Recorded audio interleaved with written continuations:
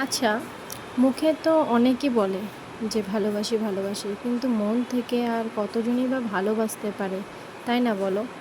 মন থেকে কিন্তু কেউ ভালোবাসতে পারে না। সবাই মুখেই শুধু বলে যে ভালোবাসি। তো হ্যালো ফ্রেন্ডস, সবাই কেমন আছো? আশা করি সবাই খুব ভালো আছো। আমিও তোমাদের আশীর্বাদ ভালোবাসায় বেশ ভালো আছি। তো আবারও চলে এলাম আরেকটি ছোট্ট মিনি ব্লগ নিয়ে। তো আজ সকালটা শুরু হচ্ছে আমার রুটি আর সবজি দিয়ে। হ্যাঁ, প্রায় দিনই ভাতই হয়ে থাকে, কিন্তু আজ সকালটা একটু অন্যরকম। তো দেখো, সব কিছু রেডিও হয়ে গেছে, আর এদিকে দেখো বানানোও হয়ে গেল, খেতেও বসে পড়লাম। মানে সব খুব তাড়াতাড়ি হয়ে গেল, তাই না বলো? আর এদিকে ছিল বাদবাকিটা।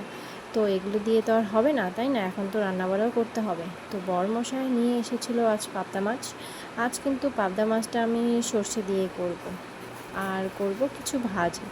তো ভেন্ডিটা ছিল খুবই সামান্য পরিমাণে, খাবে তো একজন, তাই অত ভেজে কী লাভ, তাই না?